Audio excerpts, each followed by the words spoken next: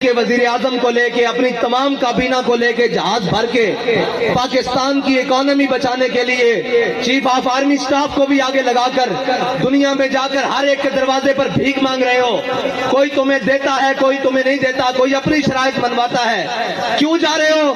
कहा जी मुल्क की इकोनॉमी खतरे में है, हम मुल्क की मैशत बचाने के लिए जा रहे हैं। मैंने कहा इधर आओ, तुम कहते हो पाकिस्तान के रोडों पे निकलने से कुछ नहीं होता, एक बार बाहर निकलो, कुरान को दाएं हाथ में उठाओ और एटम बम वाले बक्से को बाएं हाथ में उठाओ और पूरी काबीना भर के स्वीडन ले जाओ और जाकर कहो कि हम कुरान के तहफ़्फ़ुज़ के लिए आए हैं। सारी कायनात की नेमतें अगर तुम्हारे पांव में ना आ गई तो हमारा नाम बदल के रख देना। Do not try this stunt at home. This stunt is being performed by the expert. Jokes apart, but on a serious note, जिस देश के लीडर्स ऐसा सोचते हों कि न्यूक्लियर बम से ब्लैकमेल करके चंदा कलेक्ट करेंगे, तो फिर उस देश का फ्यूचर क्या होगा, ये बताने के लिए आपको कोई एक्सपर्ट होने की ज़रूरत नहीं है। नमस्कार, this is GS Tripathi. Welcome to the Bharat stance. 1947 से लेकर अब तक ये समय पाकिस्तान के लिए सबसे बुरा है। इस समय पाकिस्तान की इकोनॉमिक कंडीशन बहुत ही नाजुक है। अगर किसी देश से पाकिस्तान को तुरंत एड नहीं मिली तो ये कब डिफॉल्ट कर जाएगा ये कोई नहीं बता सकता। इसीलिए पाकिस्तान के मिनिस्टर्स भी बिल्कुल ओपनली इस बात को एक्सेप्ट कर रहे हैं कि पाकिस्तान बैंकरप्ट हो चुका है। पाकिस्तान की इकोनॉमिक कंडीशन कितनी खराब है, इसे समझाने के लिए मैं आपको एशियन डेवलपमेंट बैंक का कुछ डेटा दिखाता हूं। एशियन डेवलपमेंट बैंक के अनुसार 2023 में पाकिस्तान का GDP ग्रोथ रेट सिर्फ 3.5% रहने वाला है, जो कि 2022 और 2021 में क्रमशः 6% और 5.7% था।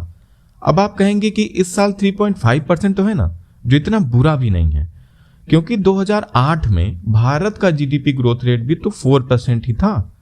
तो रुकिए, according to Asian development bank 2023 में पाकिस्तान का इन्फ्लेशन रेट 18% रहने वाला है, जो कि 2022 में 12.2% था। इसका सीधा असर यह हुआ है कि पाकिस्तानी रुपये की वैल्यू लगातार गिर रही है। अगर फरवरी 2022 में आपके पास $1 होता तो आपको 175 पाकिस्तानी रुपीस मिलते।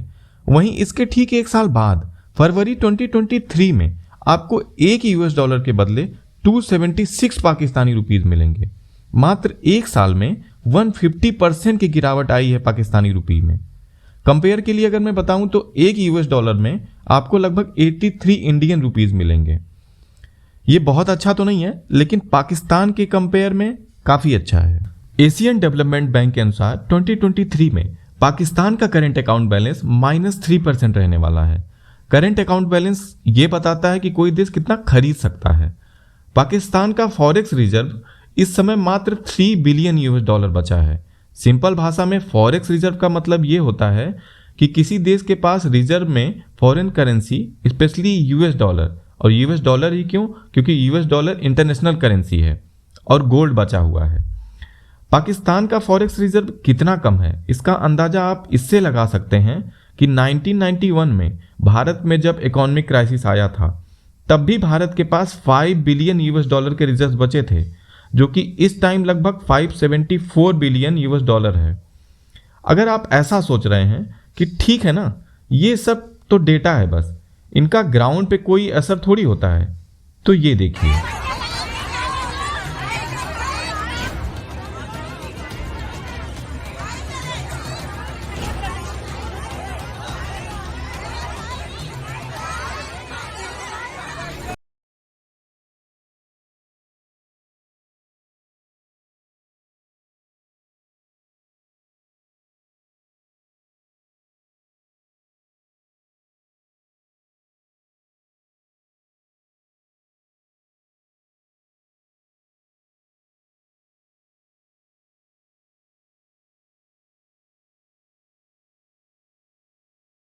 इस वीडियो क्लिप में आप देख पा रहे होंगे कि कैसे लोग आटा जैसी बेसिक कमोडिटी के लिए लाइन में लगे लगे दम तोड़ दे रहे हैं।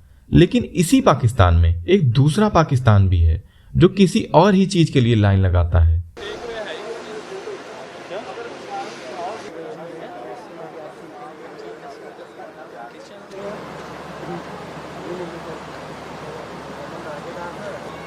क्या आपको पता चला ये लोग कॉफी पीने के लिए खड़े हैं। कनाडा का एक फेमस कॉफी हाउस चेन है टिम हॉर्टन, जिसके बाहर इन लोगों ने इतनी लंबी लाइन लगा रखी है। अजीब देश है पाकिस्तान। सिर्फ खाने का ही प्रॉब्लम पाकिस्तान में नहीं है, बल्कि अनएम्प्लॉयमेंट भी पाकिस्तान में बहुत ज़्यादा है। पाकिस्तान ब्यूरो ऑफ स्टैटिस्टिक्स के अकॉर्डिंग 2021 में पाकिस्तान में अनएम्प्लॉयमेंट रेट 6.5% था, जो कि एक मेन रीज़न है कि इस समय पाकिस्तान में 31% यूथ अनएम्प्लॉयड है। इसे आप इस वीडियो क्लिप से और बेहतर समझ सकते हैं।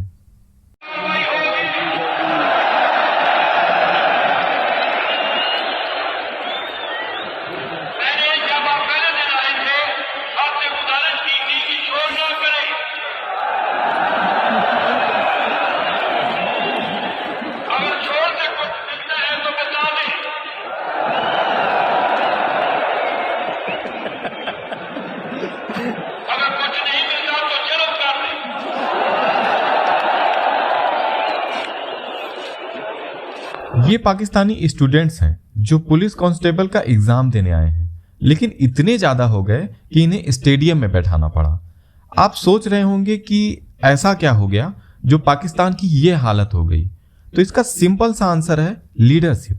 दो देश जिन्हें एक साथ आजादी मिली, पाकिस्तान का तो जन्म हुआ था। एक को जहां ऐसी लीडरशिप मिली जिसने देश की ग्रोथ के बारे में सोचा, वहीं दूसरे को ऐसी जिसने सिर्फ अपने बारे में सोचा। एक ने डेमोक्रेसी की राह चुनी, वहीं दूसरे ने दुनिया को दिखाने के लिए तो डेमोक्रेसी है, लेकिन सच ये है कि पूरे देश का कंट्रोल आर्मी के हाथ में है। आर्मी प्राइम मिनिस्टर बनाती है, और कहीं उसने आर्मी का सुनना बंद कर दिया तो उसे हटने में देर नहीं लगती। पाकिस्तान में कोई इंडस्ट्री तो है नहीं जिससे एम्प्लॉयमेंट जनरेट हो सके और कुछ प्रोडक्ट्स एक्सपोर्ट करके फॉरेक्स रिजर्व बढ़ाया जा सके, because Pakistan has only focused on exporting one thing, and that is terrorism. No one can beat Pakistan in this sector. Pakistan का निकट भविष्य में अपनी एलिंग इकोनॉमी को बचाने का कोई चांस नजर नहीं आता, केवल दो सिनेरियोज को छोड़ करके। पहला तो यह है कि IMF पाकिस्तान के $6 बिलियन का बेल आउट पैकेज रिलीज कर दे, जो कि फिलहाल तो होता नहीं दिख रहा है, क्योंकि पाकिस्तान और IMF के बीच हुई 9th मीटिंग में भी कोई कंक्लूजन नहीं निकल पाया है। और अगर IMF पाकिस्तान का बेल आउट पैकेज रिलीज भी कर देता है तो IMF की शर्तें ऐसी होंगी जो पाकिस्तान की जनता के कमर तोड़ देंगी। IMF को खुश करने के लिए पाकिस्तान ने अभी से पेट्रोल प्राइसेस को बढ़ाकर 272 रुपीस पर लीटर कर दिया है। पाकिस्तान ने न सिर्फ पेट्रोल प्राइसेस बल्कि डीजल और केरोसिन ऑयल के प्राइसेस को भी बढ़ाकर क्रमशः 280 और 202 रुपए पर लीटर कर दिया है, जिससे इन्फ्लेशन और बढ़ने ही वाला है।